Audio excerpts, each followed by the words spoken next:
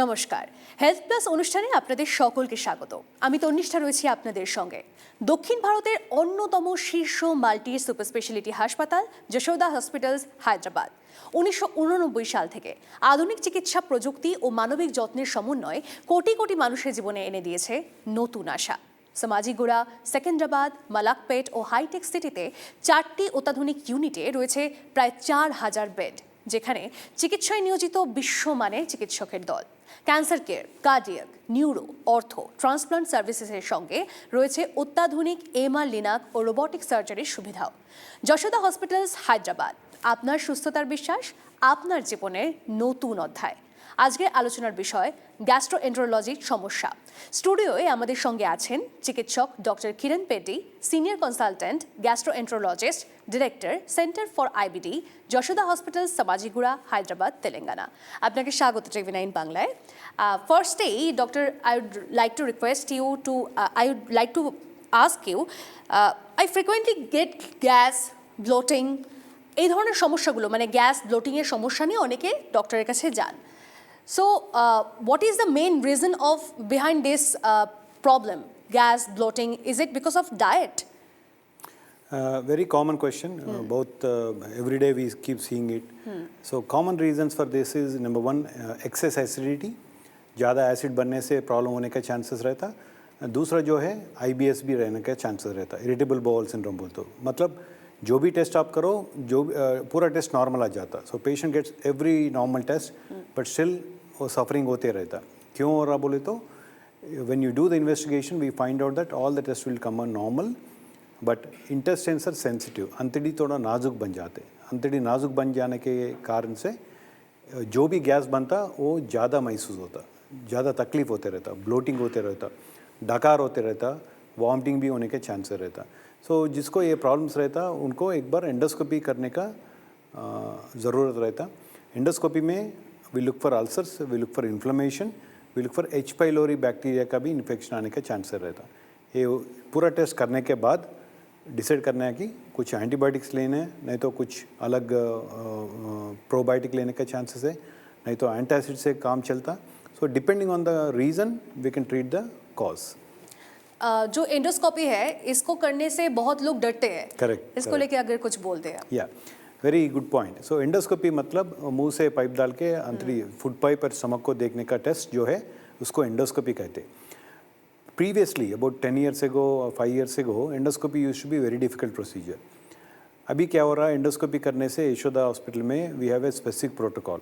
हर एक पेशेंट को छोटा सा एनेस्थीसिया इंजेक्शन देते। एनेस्थीसिया इंजेक्शन देने से पेशेंट आराम से सो जाते हैं, ओनली फॉर 10 minutes। 5 minutes में टेस्ट हो जाता, अनदर 5-10 minutes में पेशेंट को बहुत अच्छे से नॉर्मल होश आ जाता। कम्प्लीटली प्लेजेंट एक्सपीरियंस रहता, कुछ भी तकलीफ नहीं रहता। ज़्यादा से ज़्यादा लोग डरते वो एंडोस्कोपी से, ये होने के बाद they will be very very happy because they won't feel any discomfort at all. So this is called endoscopy under sedation.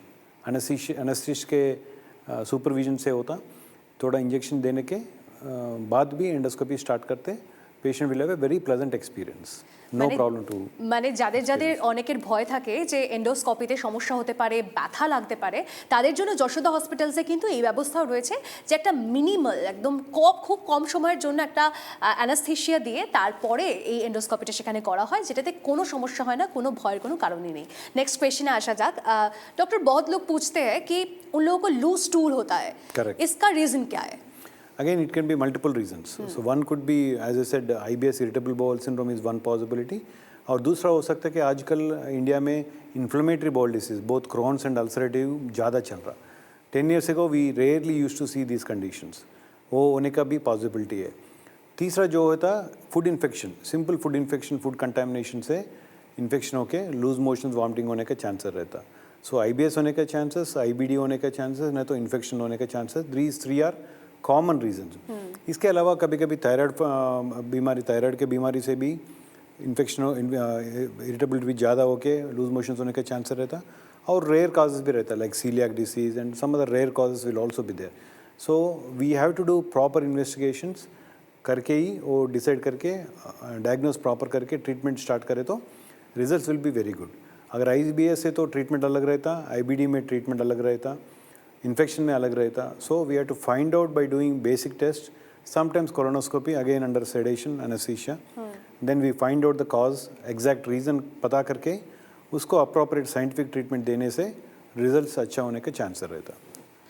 कुछ लोगों को मतलब after having small amount of food they get burning chest like feelings. Correct. What are the reason behind it? The common reason for this is what we call reflux disease, gastroesophageal reflux disease बोलते. So stomach में food जाने के बाद क्या होता, food और food pipe और stomach में बीच में स्पिंक्टर रहता, लोअर इसोफेजियल स्पिंक्टर बोल के कहलाते. इसको वो लूज हो जाता कुछ लोगों में. लूज होने से एसिड जो प्रोड्यूस होता है स्टमक में वो छाती में आके रिफ्लेक्स बर्निंग होने का चांसेस, कुछ लोगों को माउथ में भी वाटर होने का चांसेस रहता.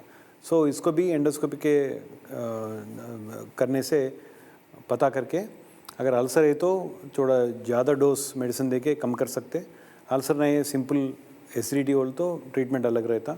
So finding out the reason is very important. Apart from that lifestyle modification is also very important. ज़्यादा से ज़्यादा लोग आजकल क्या हो रहा है, स्ट्रेस के जॉब्स कर रहे हैं और इरेगुलर डाइट चल रहा, फास्ट फूड भी ज़्यादा चल रहा, सिगरेट है, स्मोकिंग है और अल्कोहल है और एक्सेस कॉफ़ी भी पीते रहते.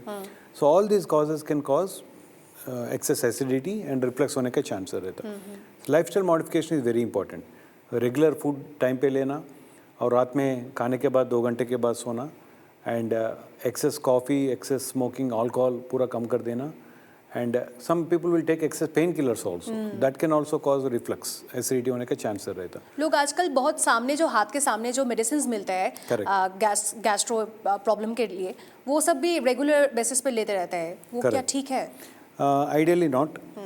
So whenever possibility is there, we need to reduce the medication. कुछ लोगों का क्या होता है, 3-4 साल देने के टैबलेट्स लेने के बाद टैबलेट स्टॉप करना बोल तो बहुत मुश्किल हो जाता. सो डिपेंडेंसी आ जाता. डिपेंडेंसी आए तो there are some techniques. We do step down strategy बोल के बोलते हैं.